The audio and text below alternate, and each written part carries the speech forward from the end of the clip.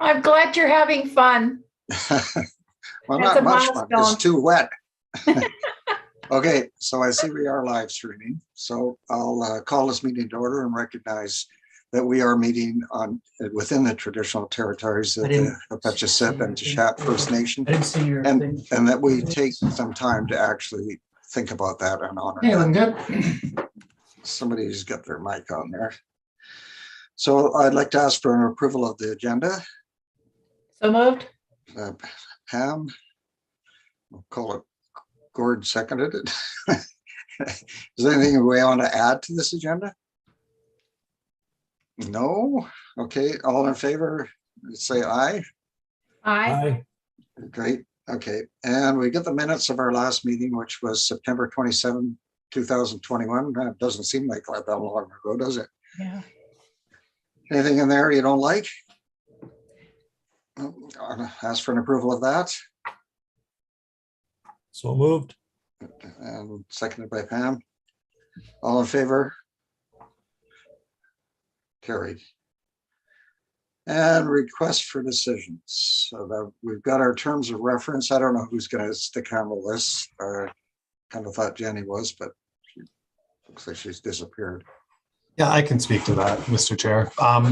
So all the committees review their terms of reference at the first meeting of the year, which is, normally there aren't any changes. And again, this year, there are no recommended or suggested changes from staff. If the committee would like to make any other changes, we can recommend those as well. So this is just one of those standard pieces of business. Yeah, it is something that comes up every year on all of our committees. Anybody, any questions with regards to that? Seems straightforward. We move in our seconder again. Oh, there's Harold. Yay. Hey, Harold. And we're just on the terms of reference, Harold. So, all in favor of accepting the terms of reference? Anybody opposed? Carried. Okay, amendment to the Beaver Creek water system bylaw. So. Thank you, Mr. Chair. So this is a recommendation from staff to increase the connection fee in the bylaw by $400. So from the current $3,800 to $4,200 to better reflect actual costs. So staff did a breakdown of the actual cost for a typical 6-hour installation of a new service. And the breakdown came to $4,116.46. So that's where the increase is, to just better reflect the actual cost and cost recovery for new service connections. And then we're also looking to include some language about a water model analysis fee of $850. So this fee, our engineering firm, Coors Engineering, will do a water model analysis, which will determine that the water system can meet peak flow demands of new services. So where this is extremely beneficial is for larger subdivisions, commercial uses, or for any connections coming off a smaller portion of water line where we're just not sure if the peak demands can be met. Again, this is a cost recovery fee and will not apply if a water model analysis is not necessary. So I can take any questions. Okay, I have a couple of questions, but I'll ask if anybody on the floor has got any questions. Oh, not for me. So a couple of questions. One of them is with regards to the development cost charge. So do we do a reevaluation of that as well? Or can we? Thank you, Mr. Chair. We have not done a review of our current development cost charge bylaw for Beaver Creek. So we could look to initiate that process in the future, but we have not done a review as of yet, no. So we still have our current and older DCC bylaws in effect. Okay, so the other two things, one of them is the lost water, which is within this report, or I guess that's the next report, sorry. Yeah, that's the next one. I'll stick with that one. So right now we're dealing with the increase in connection fee and looking to stabilize that based on our cost. So if anybody's got any more comments with regards to that? Go ahead, Harold, you first. I was curious to know if you had a breakdown available that makes up the total cost. And secondly, is that an average of the costs you're experiencing with connections or not? Because I'm sure there's got to be variation on specific connections. Just the breakdown of the cost is in that report, page 11 to 12. There's an actual breakdown in there. Okay, unfortunately, I haven't received that report, sorry. Was that added on the earlier emails? I don't know if you can share a screen there, Eddie, with it on it or not. Yeah, give me 1 second here and I can do that. Great, Don't kick us all out, Eddie. Not again. yeah. That's not going to help you much, Matt. We'll verbalize it. So can you see the screen now? Yes, we can see it. Yes. So So for this shows Matt, the breakdown for a typical 6-hour installation. yeah. The 1-inch water service connection. So Matt, you probably got it in front of you on your report, but the materials are basically $1,386. The equipment rental is $1,104, which typically is a backhoe or something. Flaggers $354. Just on the flaggers, we do realize there are 2 flagging companies in Port Alberni operating in Port Alberni at the moment. I just don't know if we're aware of that or not. Yes, Yeah. through the chair. Yes, we are aware of that, and we are. Okay. We do look and ensure we're getting the best rate there. Yeah, well, now, Matt, we've got on the screen an absolute total breakdown of all of the pieces.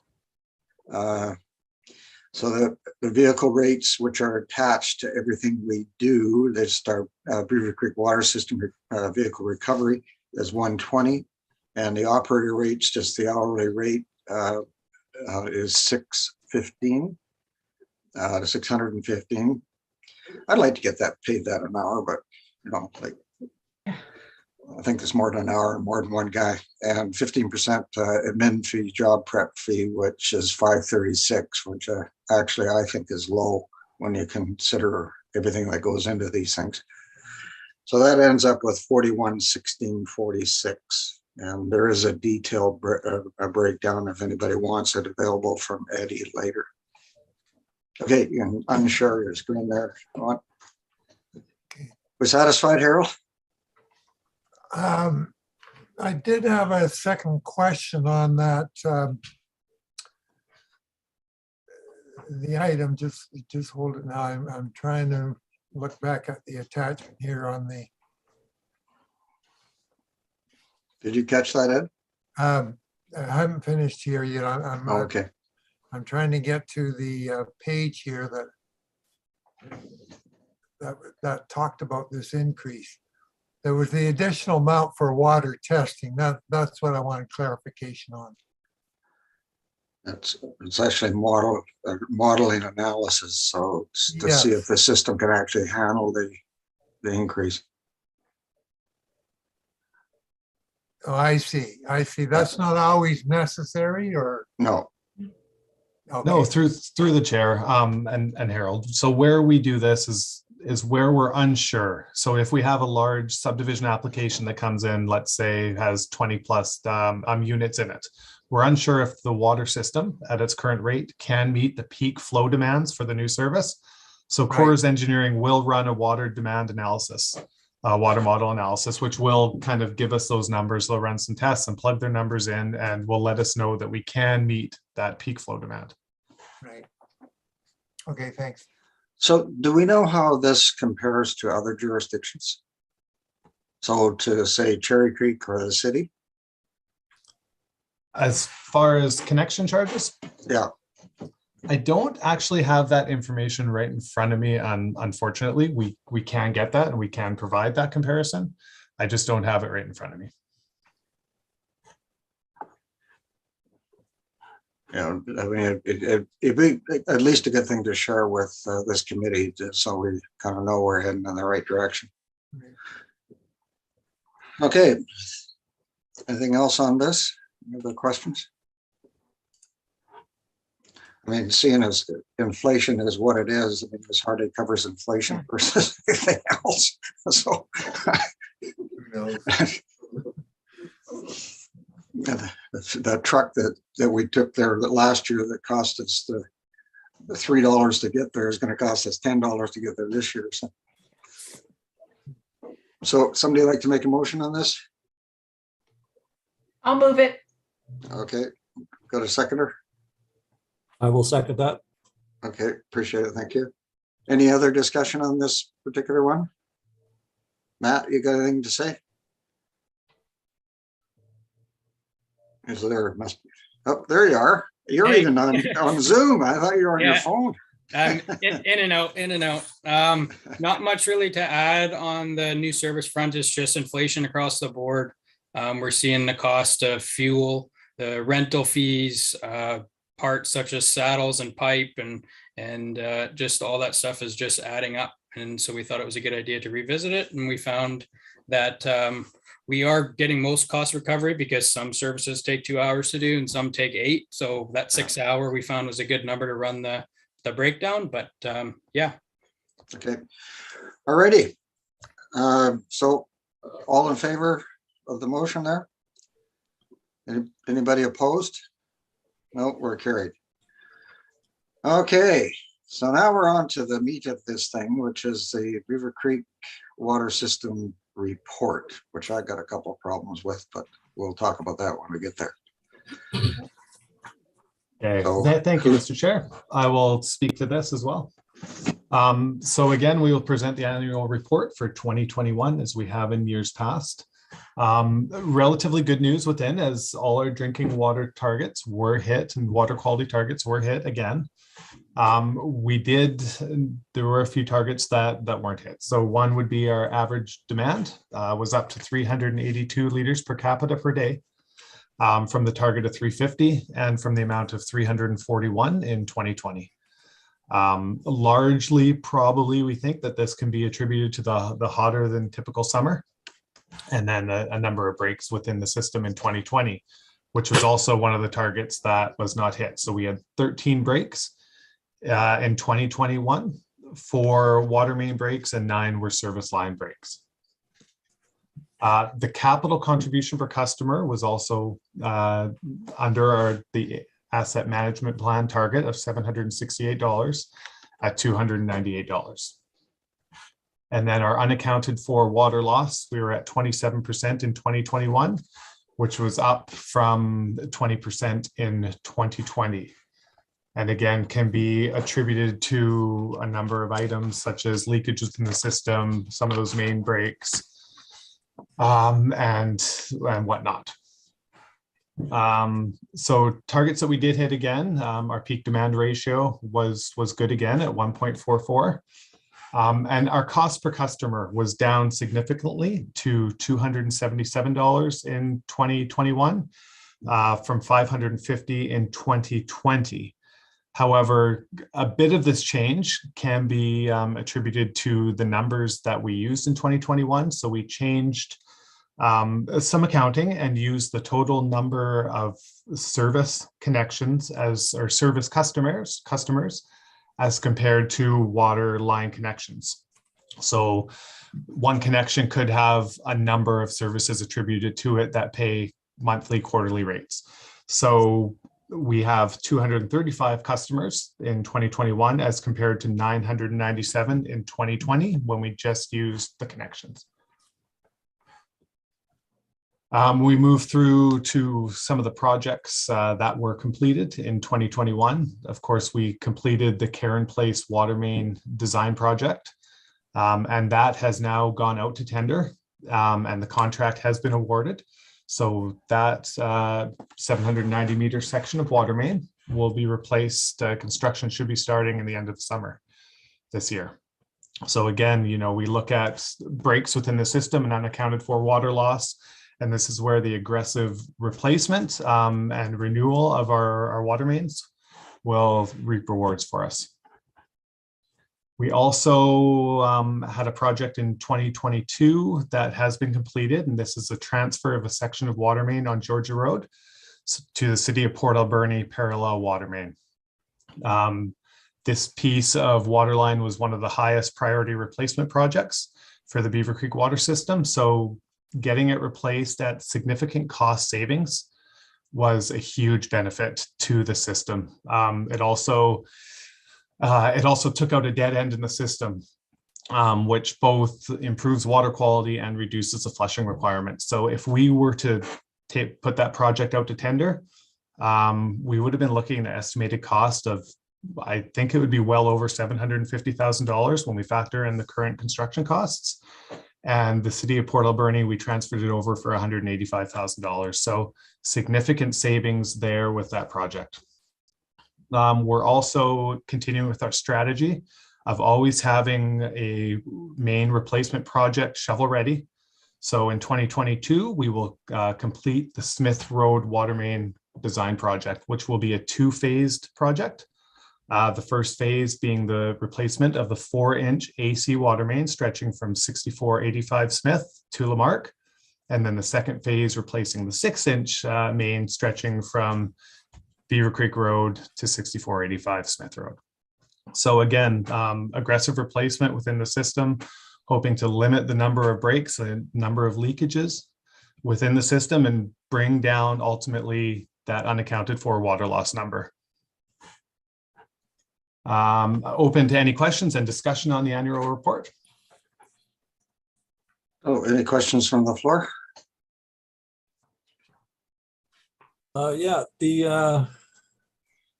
okay, there's only 1,052 connections that the water parcel tax applies to, I'm assuming. So all those other new customers, they're not connections. That's taken in the mobile home parks, I would imagine. So how are they billed for water consumption? They're billed quarterly, so everybody's billed the same way with the quarterly bills. The tenants themselves are billed the same way as we are. No, it's a bulk. That's a bulk one, isn't it? Yes, sorry, I muted myself. So it's a bulk billing for the site. I mean, it's one of the inequities of the parcel tax is because they've got like 40 users and one parcel tax.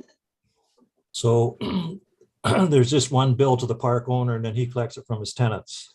So Yeah, Gord, for example, the Tomswood Trailer Park pays for multiple uses. So they would pay, I think they pay for like 5 or 6 uses at the park there, and they don't use the amount of water for even 3 uses. So we definitely have full cost recovery there. But as for the parcel tax, I'm not too sure how that all works for the park. okay. Thank you. Anybody else? So I've got a couple of questions and comments. One of them is the capital contribution thing. Well, we kind of discussed this before in our meetings, particularly the Alberni Valley meetings.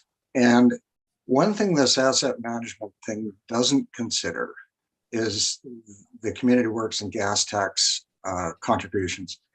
Beaver Creek has had about $2 million worth of gas tax applied to projects in the past, and certainly whoever sits on the board on the board of directors seat for Beaver Creek really needs to be chasing participation of gas tax in our water system.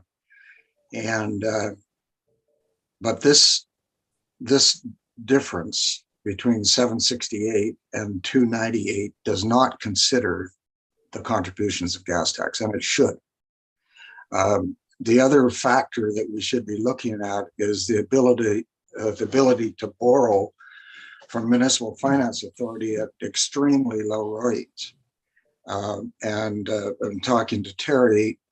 This is something going forward with both the fire department and the waterworks system that we have to build a comfort level into, because when we're borrowing at like 2%, there's very little difference between borrowing and building a capital fund. So if we have a $2 million project and we borrow $1 million over 5 years, there's really not much difference between taxing for that and to build a fund and taxing for that to pay off the $2 million worth of debt, or the $1 million worth of debt, whatever it happens to be. So it is a consideration and kind of a hole in that asset management thing. I mean, when you're looking at managing assets, you'll have to look at the whole scope of what's available.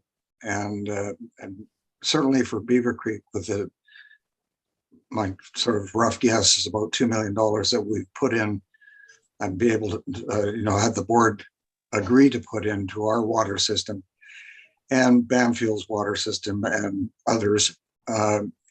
It's a reality. We're going to be having that gas tax community works fund formula coming into the future for a very long time. And it really needs to somehow reflect in the contributions, because it doesn't. The other one is, I've had this question for a while and really not asked it, but previously when we had the fellow that went to Courtney as the lead hand for our water system, he estimated that we were down in around the 15% range for water loss.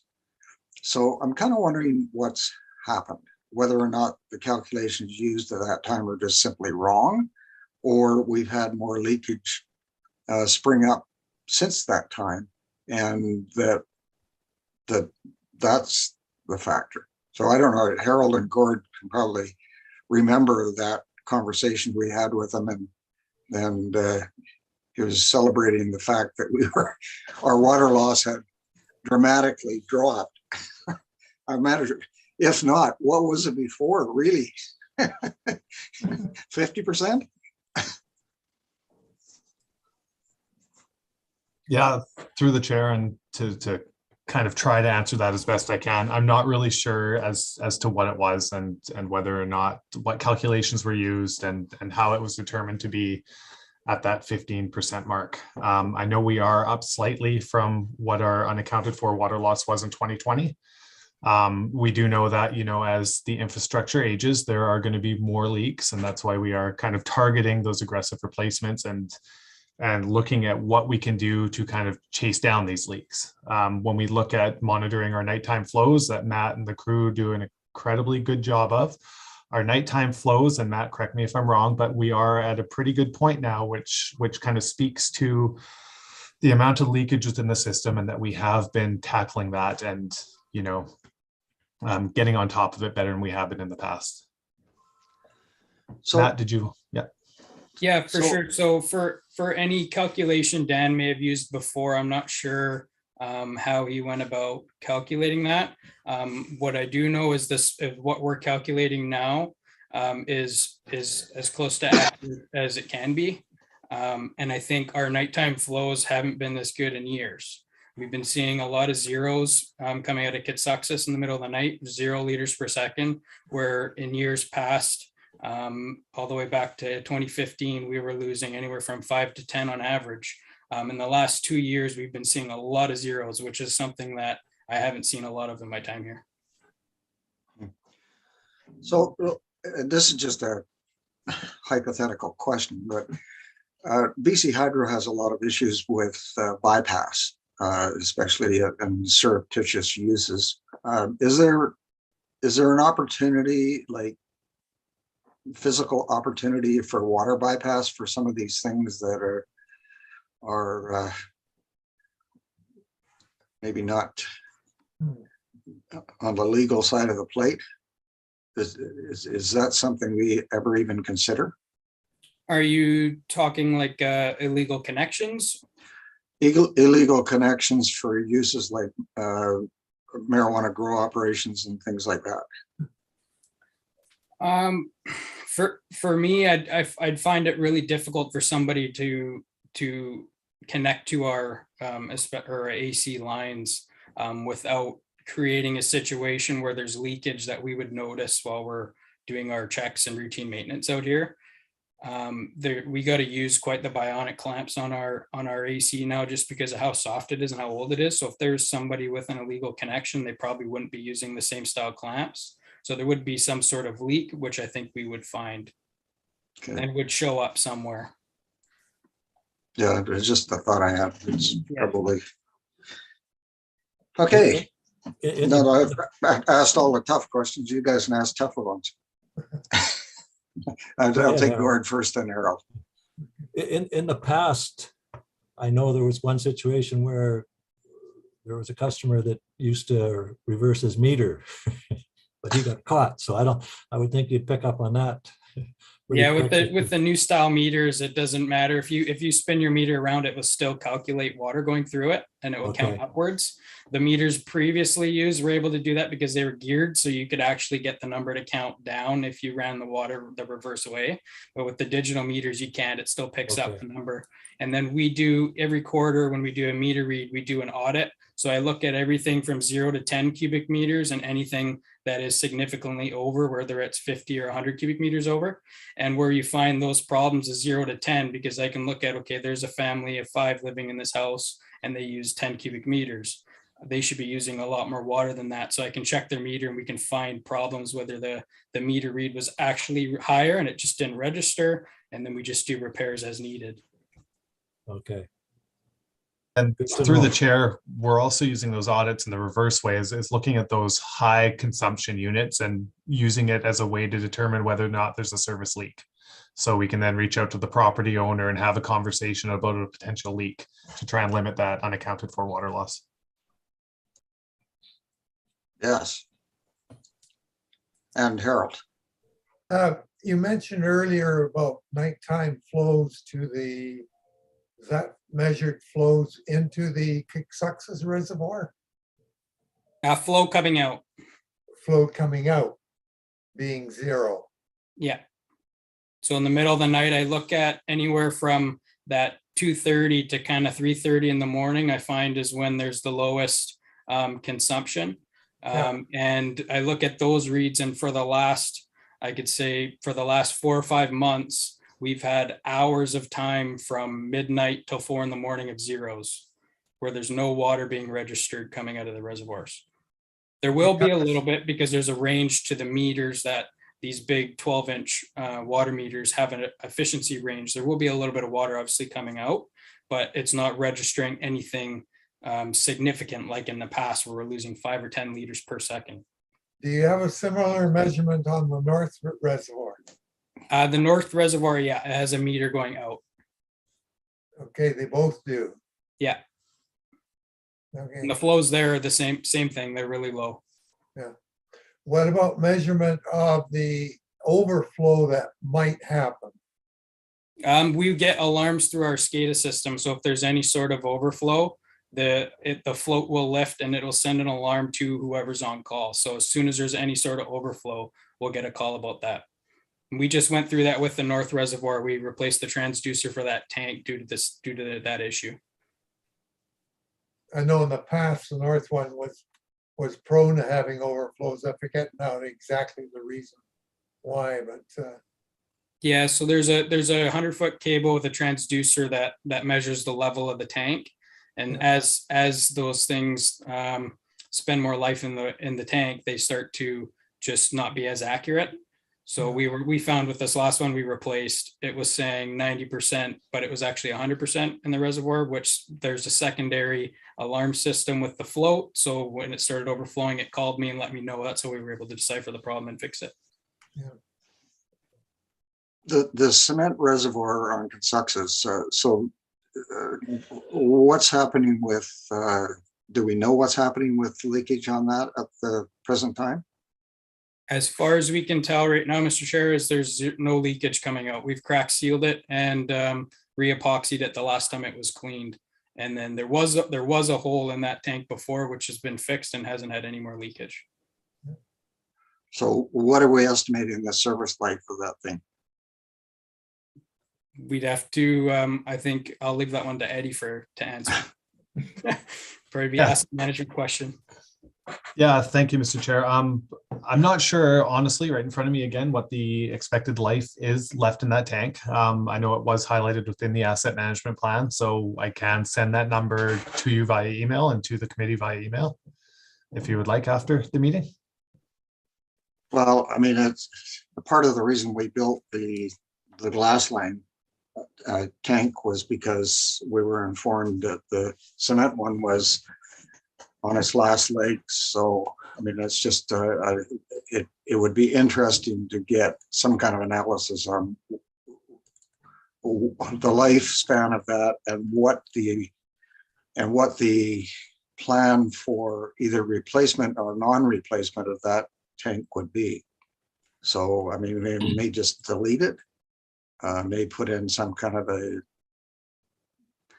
other expansion style tank or some other thing like that in there or whatever, but it would be interesting to see what the plan down the line is for that. I don't know if anybody else agrees with me, but I'm kind of thinking that way. Cement tanks generally have a liner of some form, either a fabric type or I know in the mill and that a lot of them are ceramic tile type things that can be replaced. Yeah, well, that tank was leaking substantially when I first started on the Beaver Creek water system. But I mean, it's awesome that they were able to, cheaply repair it and have it as a reserve, because it certainly gives us fire flows that we would never have with just one tank. So Yeah, but it had problems with its liner, I believe. has it got a liner? Got corrected. It was re-epoxied and crack sealed the last time that we had it drained and cleaned. Yeah. We did an inspection 2 years ago with Wayne from Aquavision. He's from Vernon. He put in one of those underwater kind of cameras, and we did an inspection of it, and we have it all on video, and it's saved on our drives, and it appeared that there was no leakage. Good. We'll be able to use it for a pickleball court in the end result. Getting in and out's a bit of a chore, but you don't lose your ball. Expensive court. Okay, so I would like to make a suggestion, Eddie, that we put in a line in this report that reflects the participation of the Community Works Fund or gas tax and the impact on that capital contribution, just to kind of move that understanding to the future. I mean, if the fire department had not needed extra money out of community works, that money would have certainly gone to some sort of a project. And I'll be looking for loose money because we've applied for other grants for Banfield and other thing like that. So some of these community works funds come loose. The Smith Road will be my target for funding. And and it's kind of the job of the director and the manager of the water system to chase those funds and to actively make sure that staff and the board know that we need that money coming down the pipe, so to speak. So I'd like to add that if we can. What do you think about that, Jenny? Yeah, I think those are all really good points. And I just wanted to make a note that in talking with Terry, one of her objectives this year is to work on long-term financial plans for all of the asset management plans. I think that's going to help us out tremendously. So really looking at, obviously, when Tricia completed the asset management plans, she was great in identifying this huge gap. And that was the first big step. And so we have version 1 of the asset management plan for Beaver Creek Water System. I really think that it is a useful target. We added it. It's a newer add to the list of targets. And part of it is just making sure that we're always very cognizant of those costs because, it's only been the last, I would say, 10 years in local government, maybe 15 years, where we've become much better about putting money away for these replacement projects. It's funny, I'm back in my hometown and I will be so grateful when I come home because the infrastructure here is failing so badly. They are well behind us, and I'm so happy that we've made the progress that we have, and it's because we make a commitment to put away as much money as we can. But with that being said, we absolutely need to look for all of the grants possible, whether that's community works funding, the investing in Canadian infrastructure programs funding, and all of those. And I think through Terry's plan to do the long-term financial analysis to really look a little bit deeper is to really come up with a 20-year financial plan, is my understanding. And then we look at all of our financing tools. So we've got grants, parcel taxes, water rates, borrowing might be a good tool for some different systems. So I'm really excited about finance really moving forward on asset management planning. And I think that this group, everyone in the ACRD, all the services will see within a year or so, some more detailed financial analysis and have to make some pretty deep considerations too of like, what is the best way to deal with this assets that are continuing to age? I would say that Beaver Creek is in comparison to some of our other systems, is in good shape because some good decisions have been made. So I think that's excellent. I just wanted to add that information. So thank you. So the other thing that we have to consider is development cost charge. Bamfield does not have development cost charge, and if they do, it's not really relative. And I mean, we just had $100,000 transferred from development cost charge to the Karen Place project, and growth in Beaver Creek is not going to slow down. So we're going to see the development cost charges coming in and be able to utilize them in the future. And probably another mention should be made of that, because when we went to look at community works funding for Bamfield, that was a question I asked. Like, what about development cost charge on these things? Like the new, especially there, because you're going to see, once that road's improved, you're going to see expansion. And really, why should the rest of the districts be paying for the upgrades to facilitate that expansion? They should have their own development cost charges that help fund that expansion. So, I mean, when we're looking at all of these grant availabilities, that's the kind of broader picture you have to look at, is God helps those that help themselves. And somewhere in that system, God is. Not necessarily me. Yes, Pam. Yeah, thanks for bringing that forward, John. I see so much construction potential happening out where I am, and I'm just wondering if, Eddie, you have any sort of guesstimate or idea of the new connections we can expect this year and in the next few years. Yeah, thank you. And through the chair, roughly, I'd say we probably have 10 to 15 new connections in the works that Matt and I and the team here is working through. I know there are a few subdivisions as well, applications that are underway, which could see a large number of connections stemming from those as well. Right. Yeah, we see it happening around us out here. So, Thank you. Something I asked for in the past as well is a capacity calculation from the city of Port Alberni with regards to what we can look at in the future as far as expansion of the system and their ability to facilitate that. Did we have any discussions with them about that? Through the chair, and we have not, I don't believe during my time, I have not had those conversations. I'm not sure if Jenny has prior to me, but there are conversations that we can easily have with them. Yes. Okay, so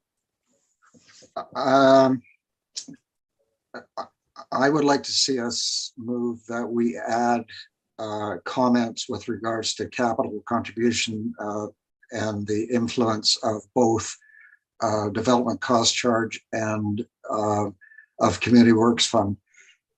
Some mention within this report before it actually goes to the board. So that's be quick typing for somebody, but I guess we have to move that, Jenny, or is that something we can do? I think that this is just a report for information, so there was no Okay. resolution on the table. Okay, But I would say that from a staff perspective, and we can just take feedback on a staff perspective, we could speak more to that in the report. I think Eddie has no problem with that before it goes to the board. Another comment that I might make is that from what I've heard, I think we would like to look at doing a DCC bylaw amendment based on updated fees. And we'll add that to I don't think we'll be able to do it in 2022, but we would look to add that to the early 2023 work plan. And it should be relatively, we will need to put budget towards it because we will have to pay some money for that. So I think it would work well in 2023, but we can add that to the work plan. And then that can get approved through the financial plan because it'll be added to the budget.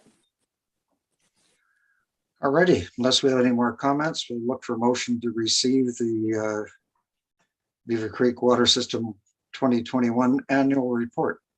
Is Move this not receipt. 2022? Or is it? 2021. It says 21. Yeah. Okay. Back in history. We got a seconder on that? Harold? Any other comments? Seeing none, all in favor? Everybody, we're winners. Okay. Get up to my top of the page here.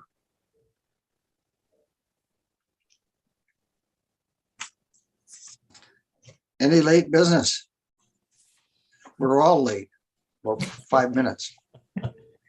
And have we got any questions from the public? Have we got any participants from the public?